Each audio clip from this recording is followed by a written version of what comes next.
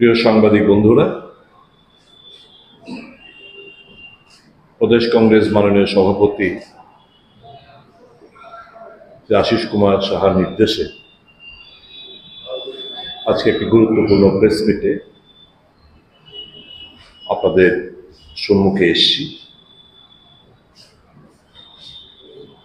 আমার অনুরোধ থাকবে, যারা রাজ্য মন্ত্রিসভার ক্যাবিনেট সভ্যবৃন্দরা আছেন, রাজ্যে এখনো প্রাক্তন দুজন মুখ্যমন্ত্রীরা রয়েছেন,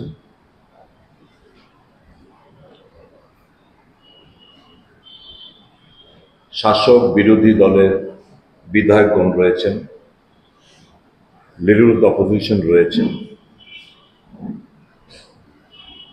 আপনাদের মাধ্যমে ওনাদের দৃষ্টি আকর্ষণ করছি এবং রাজ্যবাসীরও দৃষ্টি আকর্ষণ করছি।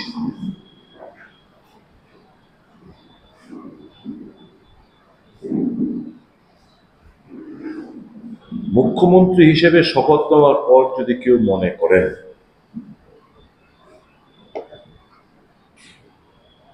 সংবিধানের ঊর্ধ্বে উনি,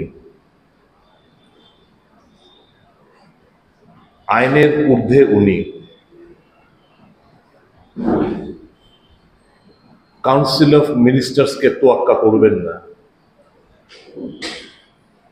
যা মনে আসবে তাই করবেন, এটা কোনোভাবেই মানা যায় না।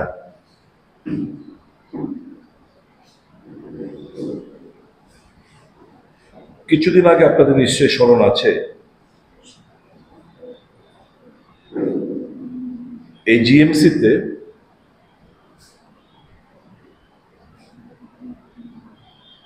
একটা কিডনি পেশেন্ট, ওনাকে বহিরাগত একটি বেসরকারি হাসপাতালের কিছু ডাক্তারগণ এসে এখানে অপারেশন করেন। মিডিয়া এবং সামাজিক মাধ্যমে তার স্বাভাবিকভাবে প্রচার করা হয়। তখন থেকে আমি খোঁজার চেষ্টা করছিলাম যে হঠাৎ করে এরকম প্রচার করার কারণ কি এবং কেনই বা একটি পেশেন্টের জন্য এখানে বহিরাগত কিছু ডাক্তারদের, বেসরকারি একটি হাসপাতালের ডাক্তারদের নিয়ে এসে এখানে অপারেশন করার হলো। খুঁজতে খুঁজতে খুঁজতে খুঁজতে আসল জিনিসটা বেরিয়ে এল।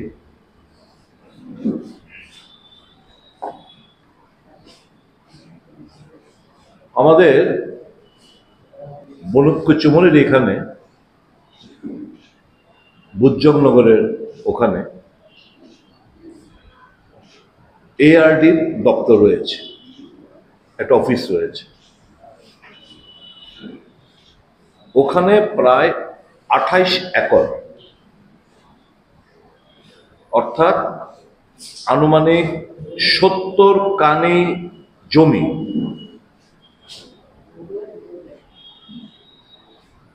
বলা চলে এক প্রকার জোর করে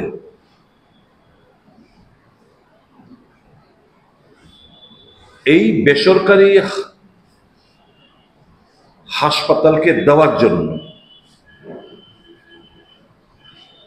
তাদের কাছ থেকে এনওসি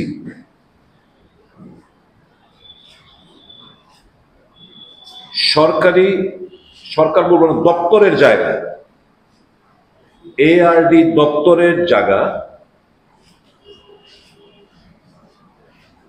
এটাকে এখন প্রায় 28 একর অর্থাৎ প্রায় আনুমানিক 70 কানি জমি।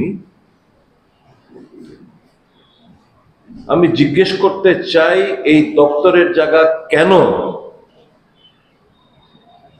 এনওসির মাধ্যমে ডিএম এর কাছে এটা স্থানান্তরিত করা হচ্ছে?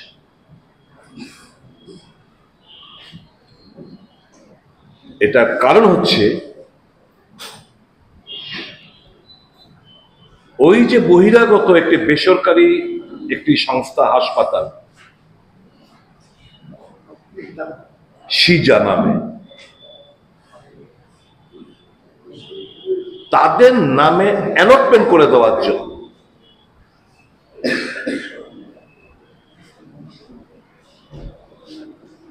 আমি যতটুকু জানি সরকারের একটা সিদ্ধান্ত হয়েছে যে কাউকে যদি কোনো জমি দিতে হয়, খুব সম্ভবত 33 বছরের লিজে জমি দেওয়ার হবে, কিন্তু নো অ্যালটমেন্ট। এআরডি দপ্তরের জায়গা আনুমানিক 70 কানি জায়গা, 28 একর জায়গা, এটাকে স্থানান্তরিত করার জন্য সিজা নামে একটি হসপিটালকে দেওয়ার জন্য পাকাপোক্তভাবে বন্দোবস্ত করা হয়েছে। চান্দাতো ধান্দালো অনেক হয়েছে, এরকমটা আর চলতে দেওয়া যাবে না। আমি ভারতীয় জনতা পার্টির নেতৃত্বের কাছে আমার একটা অনুরোধ থাকবে, সাংবাদিক সম্মেলন করে এগুলো থামাচাপা না দিয়ে বরঞ্চ এই যে ইস্যুটা আমি উত্থাপন করলাম, জানার চেষ্টা করবেন প্রকৃত তথ্যটা।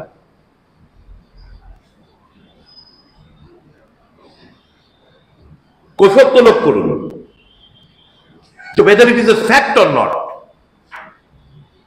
আমি হাওয়ার থেকে বানিয়ে গল্প বলছি।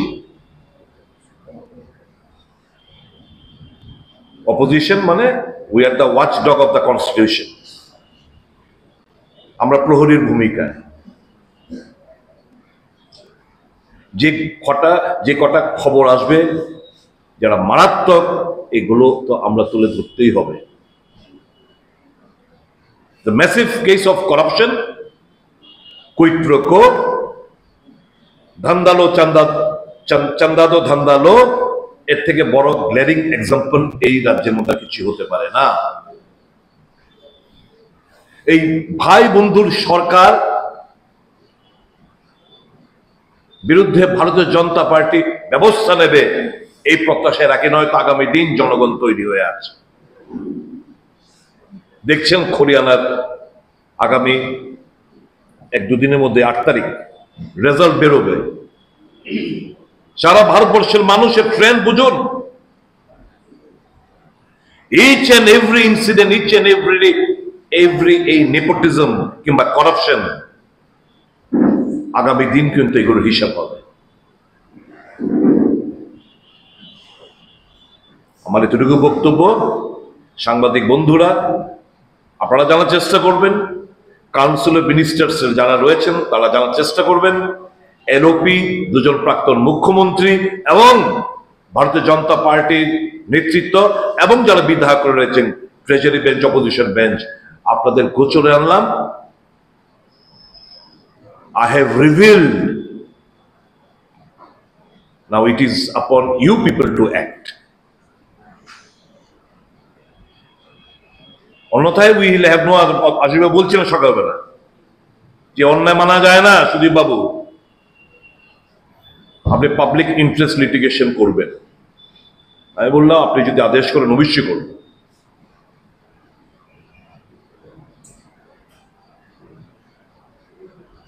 আশিস বাবু এখন আপনাদেরকে এই ব্যাপারে সামান্য ব্রিফ করবেন।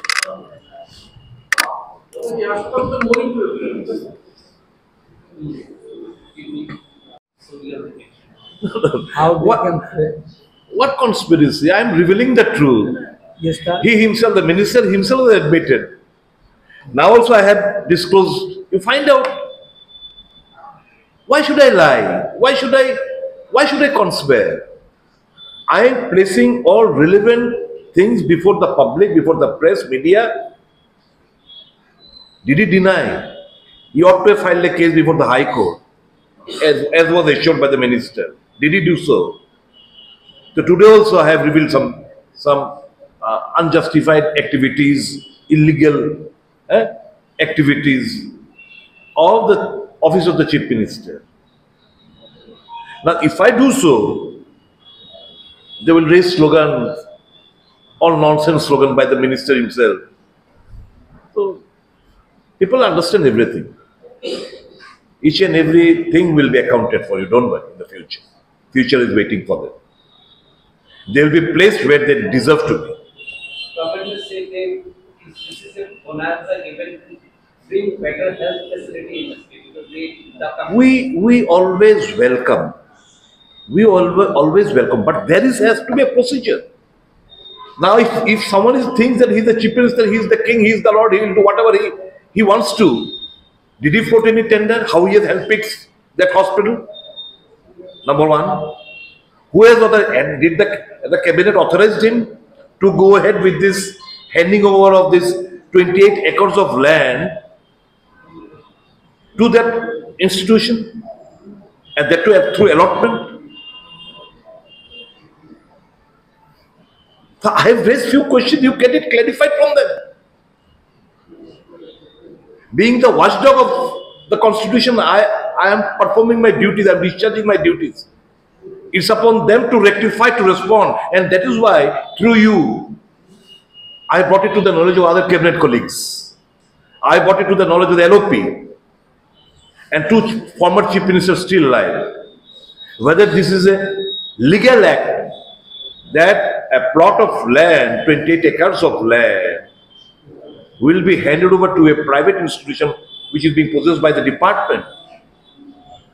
How far the legality is concerned, how far is legal? And whether the cabinet was apprised of it, whether any tender was being floated, why this particular hospital has been handpicked? Why this particular hospital has been handpicked? You tell me. Was there any open tender? So these are all illegal activities. And this is the reason why I have stated Chanda do Dhanda lo. That is why I said it is a clear, glaring example of quid pro quo.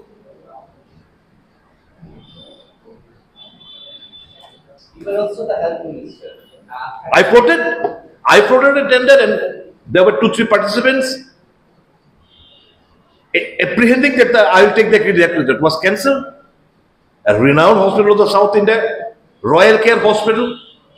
Not only that, in that there was a clause that the revenue earned by the private institution, 5% of the revenue for 5 years will be, and then later on after 5 years it will be raised to 7.5, gradually increase. The revenue will be shared to the government of Tripura. Now I want to know, you are handing over, you are allotting the land. What are the terms and conditions?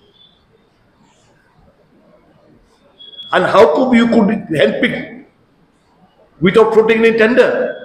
These are all illegal activities. It only happens once you have received chanda, now you want to give dhanda. So it is not against the investment, it is just the legal process. We always welcome for the better health facilities in Tripura. But it should be done in a transparent way. How the people will benefit, we all want to know. Just because someone has given me some chanda, I will be giving them dhanda. That dhanda should be identified and should be brought to justice before the people. I am doing so. Thank you so very much. তথ্য এখানে উপস্থাপিত করেছেন, এতে পরিষ্কার যে ভালো মানুষের যে মুখোশ এটা ক্রমশ উন্মোচিত হচ্ছে। আইন না মানা, অনৈতিক কাজ, এটা সারা ভারতবর্ষ জুড়ে আজকে বিজেপি শাসিত রাজ্য বলুন এবং কেন্দ্রীয় সরকার বলুন, একই কায়দায় এই অনৈতিক এবং দুর্নীতিতে নিমজ্জিত হয়ে সরকার পরিচালিত হচ্ছে। আমাদের রাজ্যেও আমরা এই সুশাসনের নামে যে উপহাস, এটা বিভিন্ন ঠিকাদারি কাজের বরাতের ক্ষেত্রেই হোক, আইন শৃঙ্খলার ক্ষেত্রেই হোক, জনগণের অধিকারের ক্ষেত্রেই হোক, একটা সরকার সুশাসনকে আজকে এমন জায়গায় পৌঁছে দিয়েছে যে জনমনে একদিক থেকে যেমন উৎকণ্ঠা, মানুষ তার অধিকার হারিয়ে এই রাজ্যের উন্নতি বা বিকাশের ভাবনা থেকে এখন মানুষকে একটা অন্য দিশায় পরিচালিত করার যে প্রয়াস শাসক দলের, এর বিরুদ্ধে বিরোধী দল হিসাবে আমরা যেমন সাধারণ মানুষের সামনে তুলে ধরার চেষ্টা করছি, আমাদের বিধায়করা বিধানসভায় নানা তথ্য তুলে ধরে সরকারের যেমন জবাবদিহি করার জন্য তারা চাইছেন, বিরোধী দল হিসাবে আমরা দায়িত্ব পালন করছি। এই অবস্থায় যদি শাসক দল মানুষের কাছে দেওয়া প্রতিশ্রুতি যে সুশাসনের কথা বলে তারা দ্বিতীয়বার সরকারে এসেছে, মানুষ এই সুশাসনের জন্য শাসক দলের কাছেও জবাবদিহি করতে চাইছে। আমি ধন্যবাদ জানাবো যে সুদীপ বাবু এই প্রকৃত তথ্যটাকে আপনাদের সামনে উপস্থাপন করে রাজ্যবাসীর জ্ঞাতার্থে এবং শাসক দলকে সঠিক দিশায় পরিচালিত করতে, সুশাসনটাকে সত্যিকারের জনগণের স্বার্থে পরিচালিত করতে রাজ্যের মুখ্যমন্ত্রী উনি যেন ওনার ত্রুটি বিচ্যুতি সেগুলি যদি কোথাও এটা উনি মনে করে থাকেন এটাকে সংশোধন করবেন।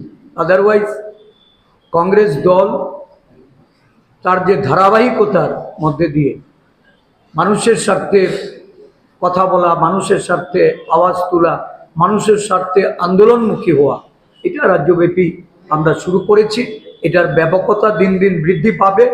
আমরা শাসক দল হোক আর রাজ্যের যারা এই ধরনের অসাংবিধানিক, অগণতান্ত্রিক এবং অনৈতিক কাজের সঙ্গে যুক্ত হবে, আমরা ছেড়ে কথা বলব। ধন্যবাদ।